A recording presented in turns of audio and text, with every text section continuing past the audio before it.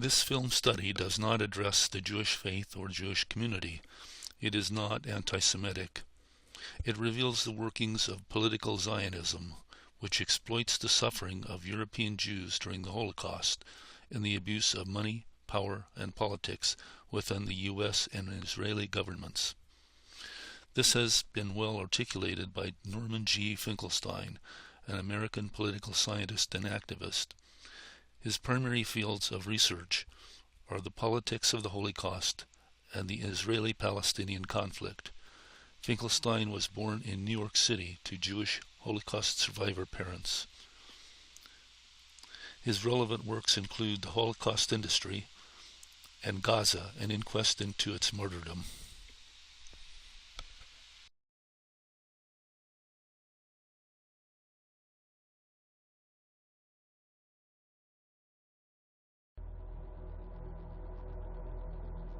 In Washington, there is a large fire at the Pentagon. The Pentagon has been evacuated. And there, as you can see, perhaps the second tower, the front tower, the top portion of which is collapsing. Good Lord.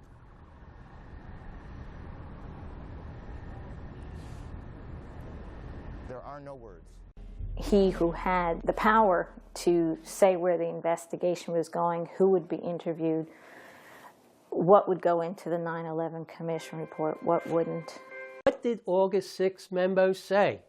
And then she would start going off. It was historical information based on old reporting. There was no new threat information, and it did not, in fact, warn of any coming attacks inside the United States. And what was the title of the memo? I believe the title was Bin Laden Determined to Attack Inside the United States. Now, the PDB... Now it's beyond the campaign, so the promise I had to keep this out of the campaign is over. Mr. President, you knew they were in the United States. You were warned by the CIA. You knew in July they were inside the United States. You were told again by briefing officers in August that it was a dire threat. Didn't do anything to harden our border security. Didn't do anything to harden airport security. Didn't do anything to engage local law enforcement. Didn't do anything to round up INS and consular offices and say we have to shut this down. And didn't warn the American people. What did you do? Nothing. The following video clips are taken from this DVD, which documents the National Summit to reassess the U.S.-Israel special relationship, held at the National Press Club in Washington, D.C. in 2014. I'm just like, regular staff officer, and we're looking for something to do while we're waiting, and I saw the sign-in roster, and I said, well, maybe we can have these guys sign in. That'll be something they can do, because nobody likes to sign in, and you have to do it. Except these guys didn't have to do it. And they said, oh, no. And this is the secretary. Oh, no, they don't have to sign in. Well, this is the kind of access that it just leaves a bad taste in your mouth. It clenches your stomach. It makes you wonder what's happening. We tend to hear often in detail about Israeli children who have been tragically killed. We hear far less often about the Palestinian children who were killed first and in far greater numbers. It is my view that all of these deaths are tragic.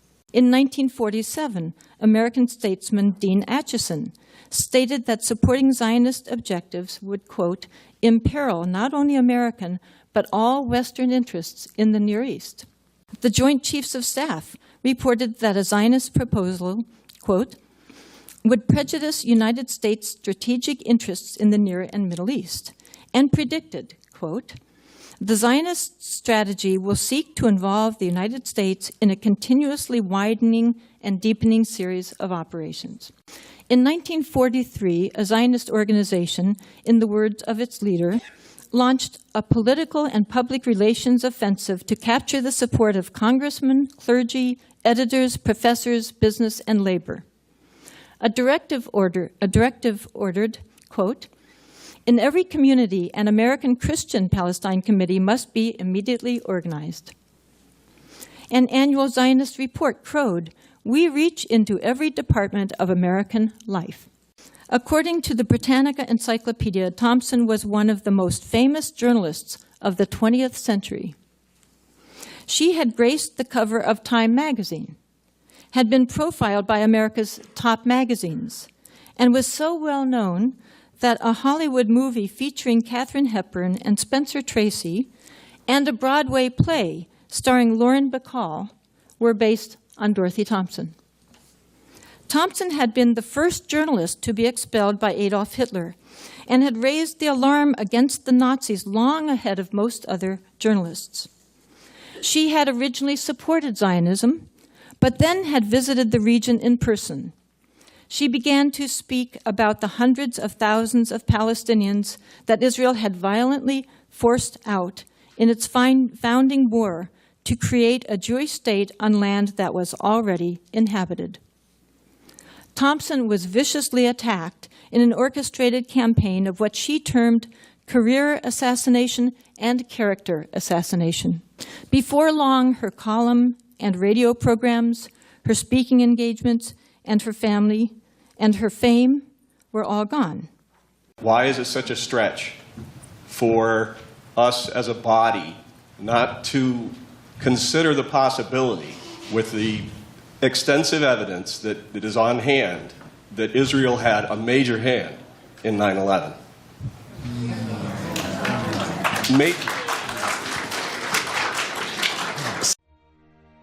In naval warfare, a false flag refers to an attack where a vessel flies a flag other than their true battle flag before engaging their enemy.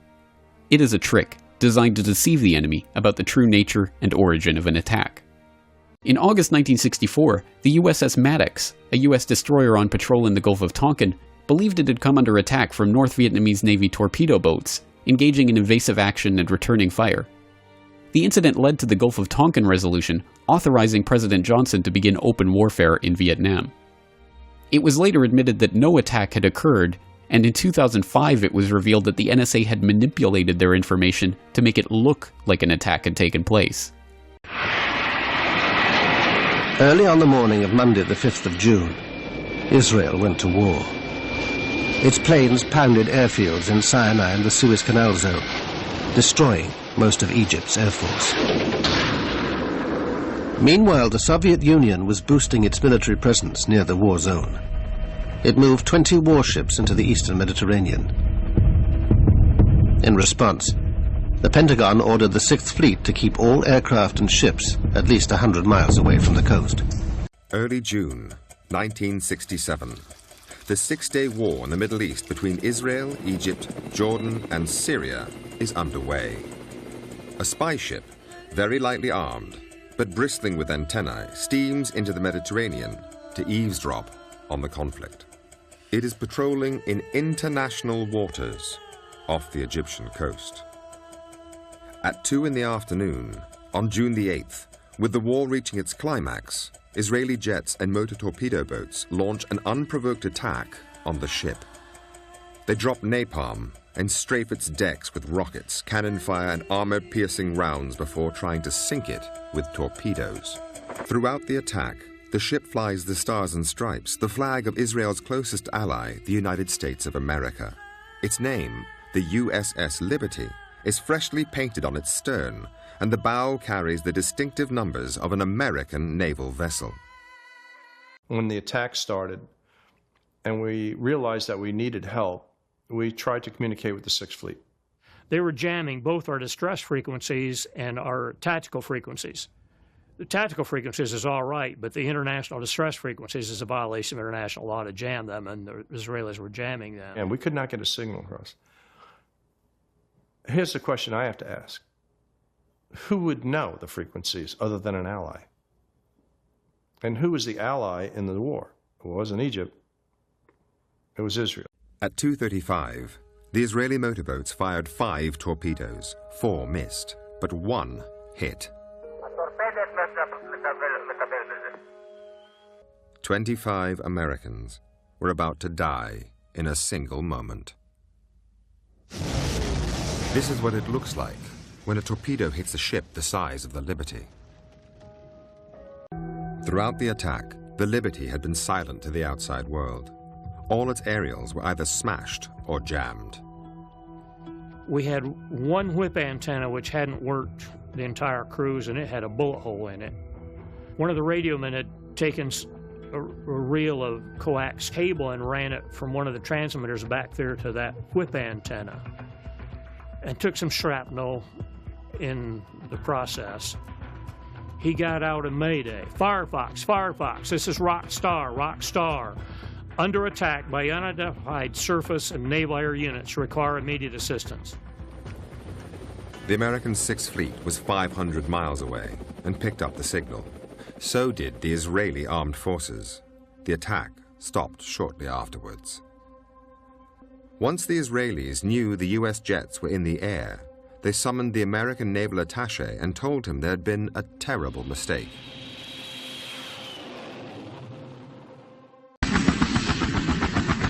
An unarmed American ship had been attacked by Israeli planes and boats.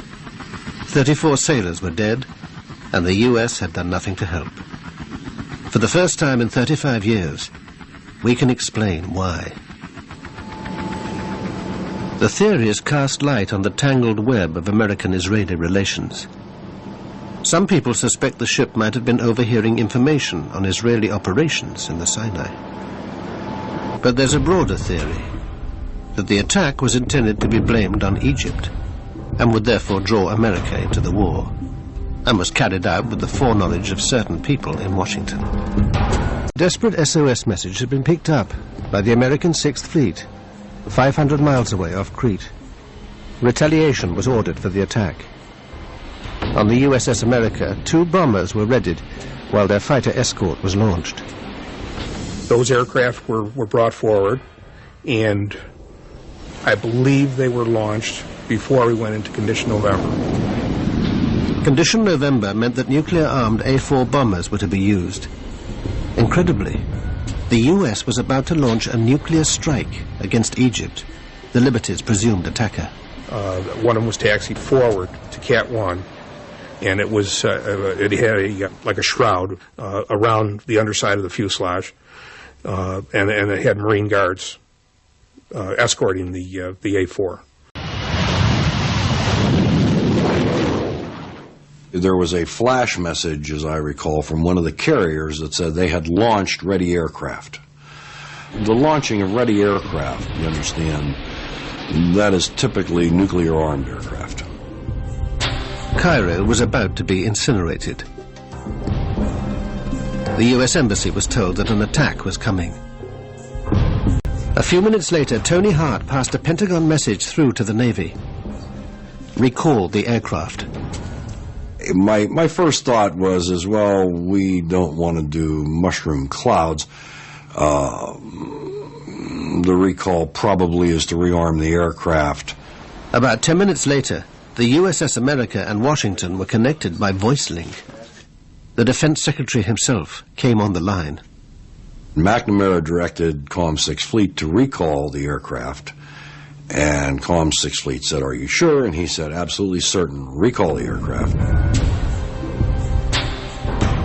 The attack on the Liberty had triggered an extraordinary response.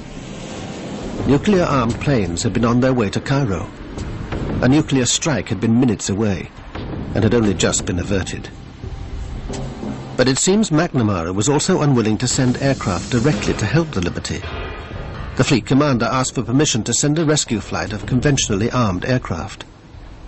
The admiral was talking to McNamara and asking for permission to relaunch the ready aircraft, relaunch any aircraft. And McNamara said no, that no aircraft were to be launched. McNamara is the boss, you know. He doesn't have to explain why he says what he says.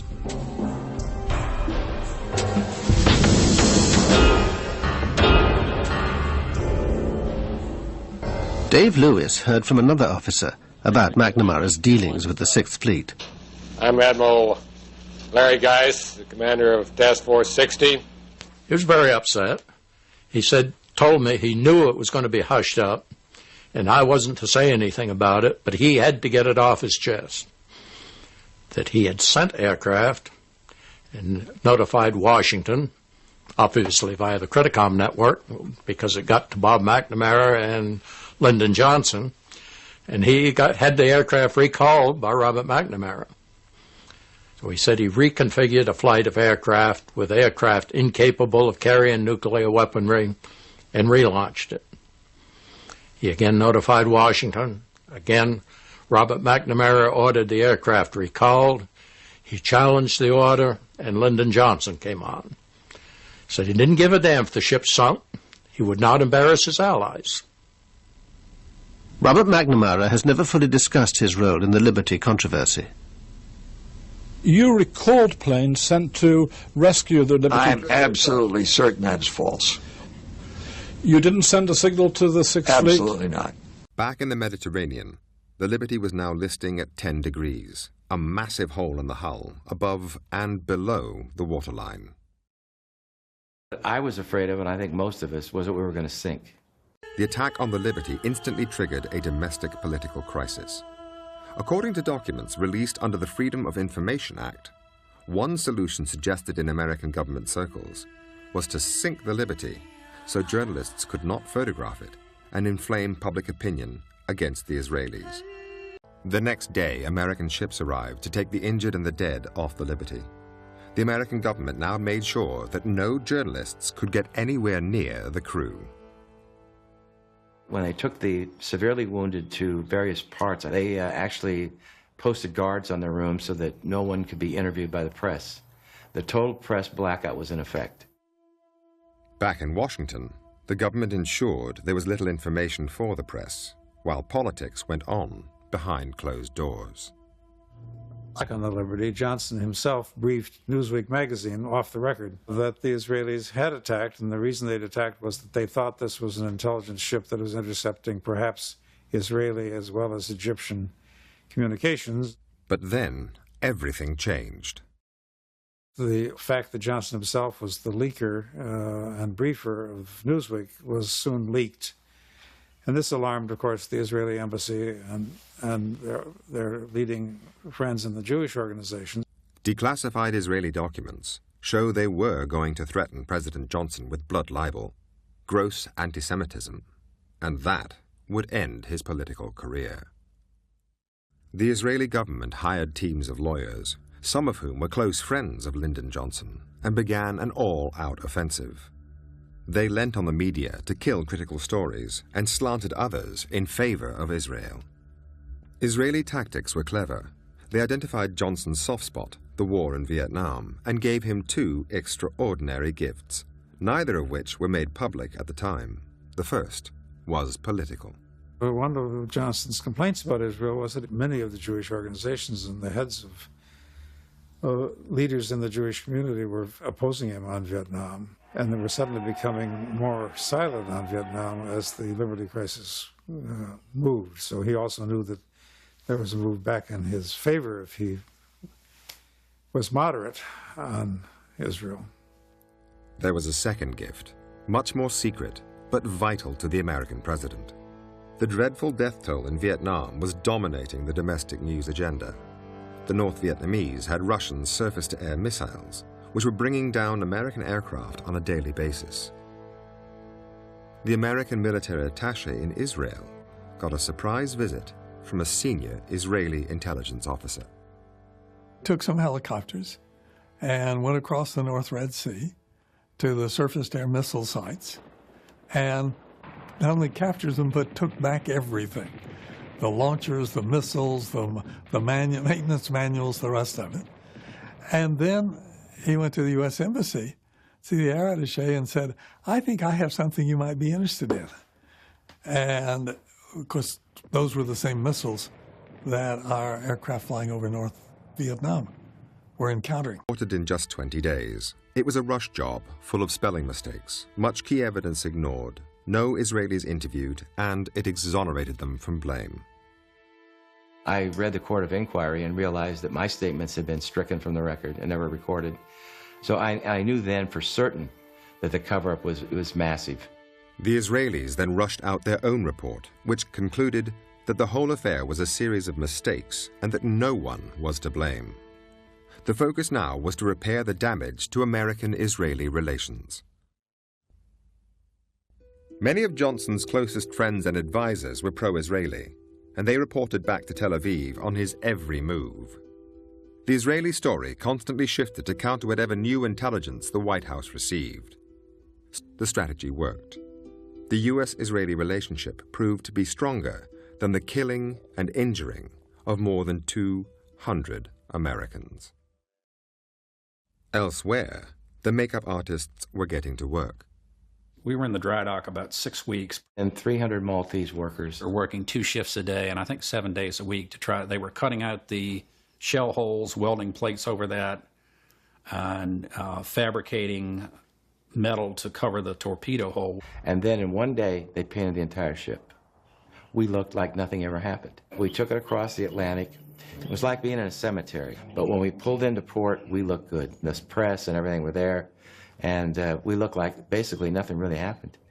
So it was great for the press to downplay what really happened to us. The people who were responsible for attacking the Liberty were, by and large, the military individuals in the war room.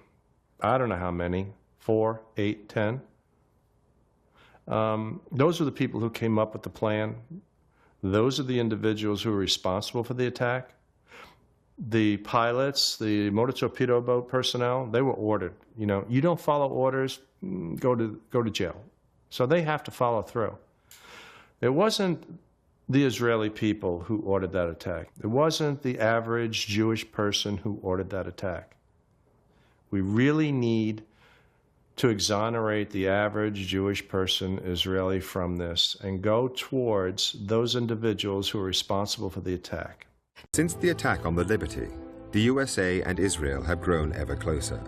At the time, George Ball, the US Undersecretary of State, noted that it seemed clear to the Israelis that as American leaders did not have the courage to punish them for the blatant murder of American citizens, they would let them get away with anything.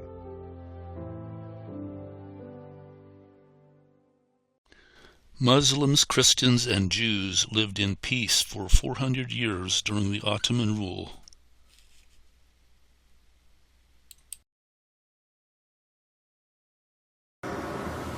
Now, Mr. Netanyahu is from the Likud coalition, Likud. The Likud was created by the father of terrorism, a man named Menachem Begin.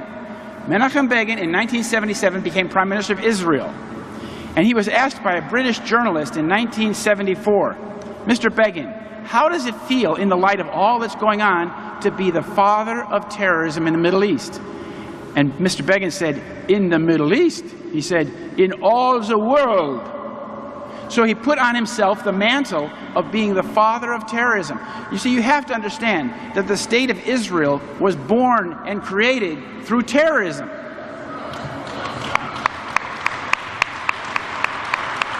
This is 1946. This is one of the first things he did as head of the Irgun. The Irgun is the mother party of the Likud. He blew up the King David Hotel, killing 93 people. It was British headquarters during the British Mandate period in Palestine. It's very, very similar to 9/11. And the ideology of the Likud is based on this idea called Eretz Israel, Greater Israel. This idea that Israel should fill its biblical boundaries, as they say God gave to the state of Israel. And so they have a much bigger idea of what Israel should be. And they are dedicated to reaching that state. That's very important to understand. This is what they call what Israel's future borders should look like. And as Mr. Begin said, Jerusalem was and forever will be our capital. And Eretz Israel will be restored to the people of Israel. Now, this is what Begin said in 1947. These were the strategic goals of the father of Israel, Ben-Gurion, who was another Rothschild employee. In 1948, after Israel became a state, he said we should go on the offensive and smash Lebanon, Jordan, Syria, and then take out Jordan, and Syria will fall, and if Egypt dares to resist, we'll bomb Cairo. This is the Prime Minister of Israel 1 week after the nation became a state. Now, a week after 9/11, this General Wesley Clark walked through the Pentagon, and he said, about 10 days after 9/11, I went to the Pentagon, I saw Rumsfeld and Wolfowitz, and one of the generals called me in and he said, we've made the decision, we're going to war with Iraq. We're going to war with Iraq, he said. Why? I don't know, he said. I came back a few weeks later, he said, and by that time we were bombing Afghanistan. And he said, are we still going to war with Iraq? And the general said, oh, sir, it's much worse than that. We're going to take out 7 countries in 5 years, starting with Iraq, then Syria, Lebanon, Libya, Somalia, Sudan, and finishing off with Iran. And as you can see, that shopping list is exactly what we've been doing for the past 15 years. Now, the next thing is the father of Israeli intelligence, this man Isser Harel, he predicted in 1979 that Arabs would attack the tallest buildings in New York City. He predicted it to this Jewish man here with Menachem Begin. Mr. Evans asked Harel, Isser Harel, do you think terrorism will come to America? And if so, where and why? Isser Harel said, yes, I fear it will come to you in America. America has the power but not the will to fight terrorism. As to where, Harel continued, New York City is the symbol of freedom and capitalism. It's likely they will strike your tallest building and a symbol of your power. Number 4, Israeli military intelligence created Al-Qaeda. They created the Islamic foe for the war on terror. Because if you're going to have a big war on terror, you have to have an enemy. So they have to create the enemy. The Zionist plan for the new Pearl Harbor.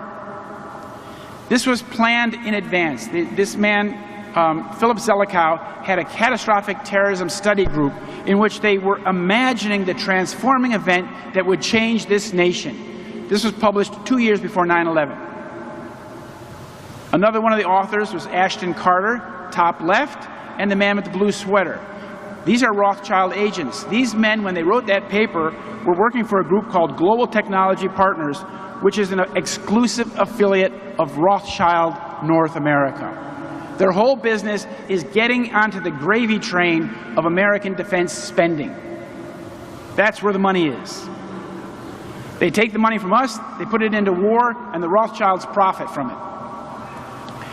And another group was PNAC, Project for a New American Century. They said that the process of transforming the American military into this worldwide dominant force would be a long change, absent some catastrophic and catalyzing event like a new Pearl Harbor, which is exactly what 9/11 was meant to be. Now, this is another point. The Israeli Mossad controlled security at U.S. airports, the key U.S. airports, on 9/11. And the men that ran this company, ICTS, based in Holland, are these characters here. Mr. Shukerman, Yair Shamir, the son of Shamir, and Boaz Harel. It's a Rothschild company. They controlled passenger screening at Boston Airport, Newark Airport, etc. They controlled who got on the planes. This man, Philip Zelikow, was in charge of the 9/11 Commission. He wrote the outline for the report before the people even began working on the report. And this man's specialty, he went to school, he's a Zionist. He went to school and he got a master's degree or a PhD on the creation and maintenance of the public myth. Because what we've been sold is a myth. We've been told a myth that Islam is trying to attack our nation. This is the John Farmer, counsel for the report. He said what they told Congress, the Commission, the media, and the public about who knew what when was almost entirely and inexplicably untrue.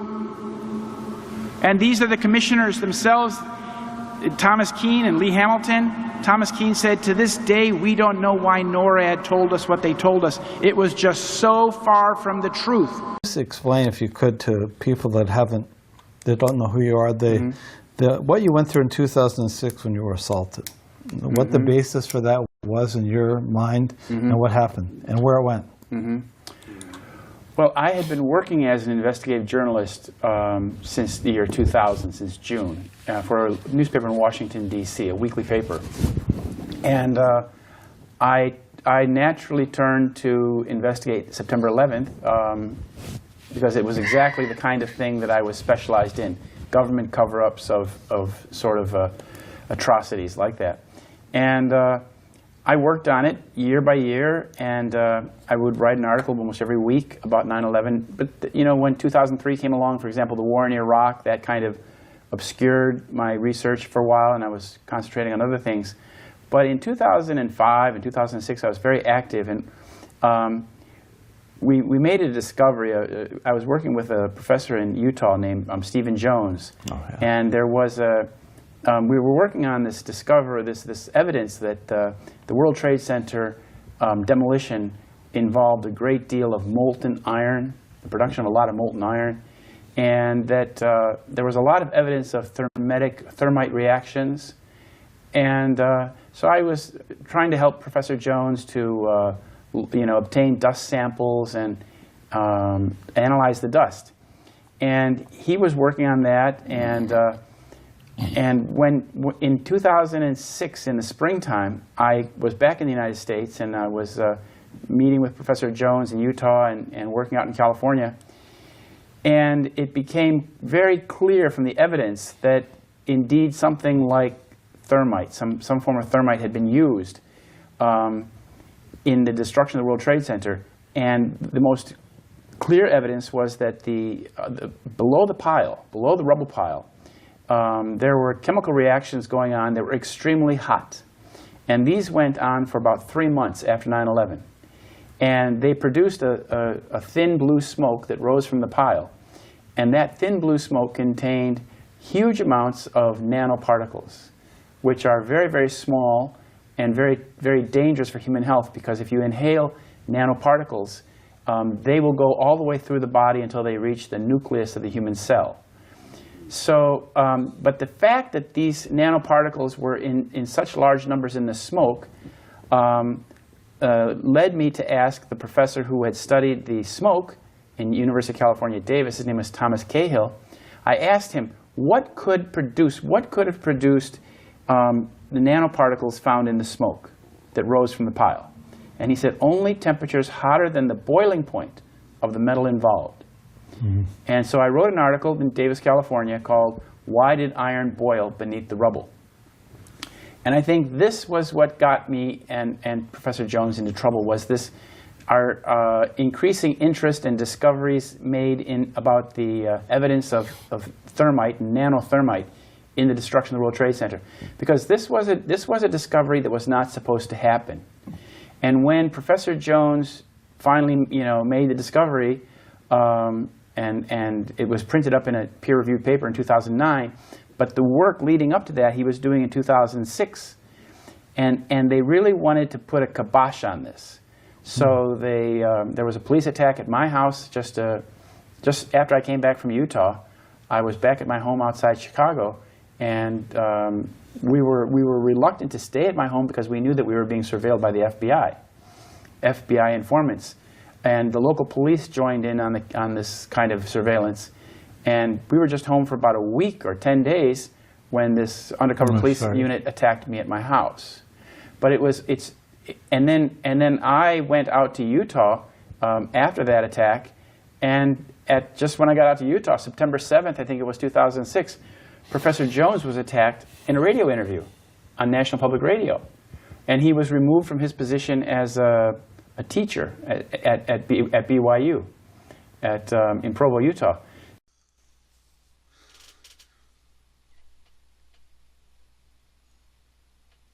Israel's actions have been enabled by the pro-Israel lobby, which has operated in the U.S. for many decades.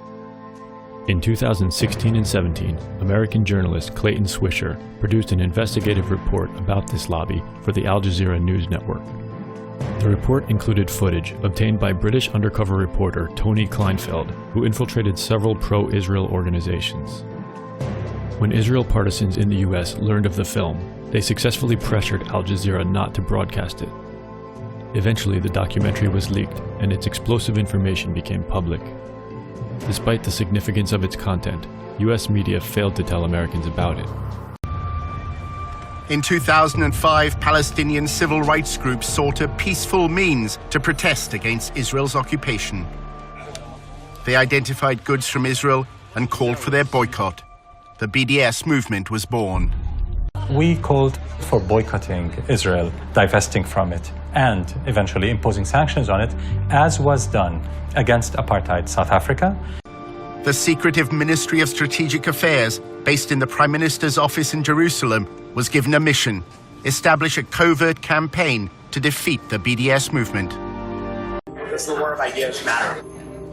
I don't know. I know that getting $38 billion in security aid to Israel matters, which is what AIPAC just did. That's what I'm proud to have been a part of for so long. AIPAC's website shows members of Congress attending its conferences and declaring their support for Israel. And on behalf of Congress, thank you for sending a clear and unequivocal message to the world that the United States stands with Israel now, tomorrow, and always. What AIPAC does is it makes sure that money is funneled your way if you're seen as pro-Israel, and it'll go to significant lengths to make sure that you stay in office if you continue to be staunchly pro-Israel. They have questionnaires. Anybody running for Congress is expected to fill out a questionnaire. And they evaluate the depth of your commitment to Israel on the basis of that questionnaire. Then you have an interview with local people. If you get AIPAC support, then more often than not, you're going to win. You know, Canary Mission is a good example. Canary Mission is highly, highly effective to the extent that we monitor the Students for Justice in Palestine and their allies. And they're picking out individuals who they think are critical of Israel, and they're smearing them. And they're telling them that what's going to happen here is if you don't cease and desist from acting like this, we in the end will do much to destroy your career. A few years later, these individuals are applying for jobs within your company. Canary Mission's promotional video threatens to pass these smears on to prospective employers. To ensure that today's radicals are not tomorrow's employees.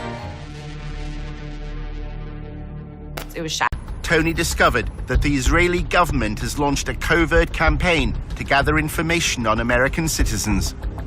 We have 3 different sub-campaigns: data gathering, working on activist organization, money trail. The Israeli official named one organization that was a partner in its covert campaign, the Foundation for Defense of Democracies, or FDD. The research operation is very high tech. When I got here a few years ago, the budget was like $3,000. Today it's like $1.5 million or more. Probably it's like $2 million even at this point. I don't even know. It's huge. It's a massive budget. We've got major political consulting firms on retainer that are here all the time. We have our own opposition researchers.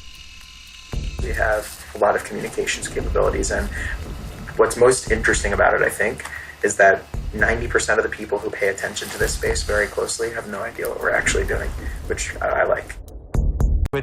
Jonathan Shanzer works for the FDD. He produces research on the financing of armed groups. Yeah, I'm very interested in getting involved in like BDS activity and stuff like that. Hopefully anti-BDS. If you had on tape a senior Russian or Iranian or even Canadian official saying that they were running covert operations to spy on Americans and using an organization like the Foundation for Defense of Democracies as a front group, I think it would be a bombshell. Think tanks like the FDD play an important role for Israel in the media. Their selective use of evidence is often presented as legitimate academic research. They try to educate people to understand that Israel is effectively a Western liberal democracy in the sea of terrorist states, which is the Arab world. The other goal is to intimidate and to smear people. Shanzer is invited by pro-Israel congressmen to provide evidence before subcommittees on terrorism in the Middle East. He uses them to insinuate that prominent activists for Palestinian equal rights are linked to armed groups. The AMP's founder and president, Hatem Bazian, was one of 2 featured speakers at a 2004 fundraising dinner in California.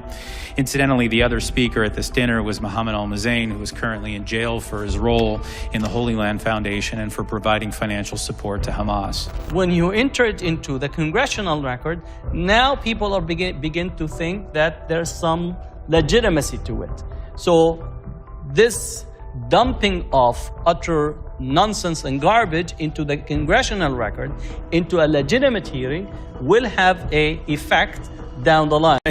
Shanzer's allegations that American students are somehow connected to armed groups in the Middle East has become part of the lobby's attempt to demonize BDS. He used to deal with the press. He's an expert at making their jobs easier. So, for instance, We actually now, when there's a terror attack in Israel, our staff gets to the scene usually before the press does. Our students literally are so good. They bulletproof vests on, they have cameras, and as soon as there's Twitter an attack, we have like 4 guys at the scene. Breaking news overseas, a shooting in the heart of Tel Aviv. He has this rapid response team where he has people strategically placed around the country.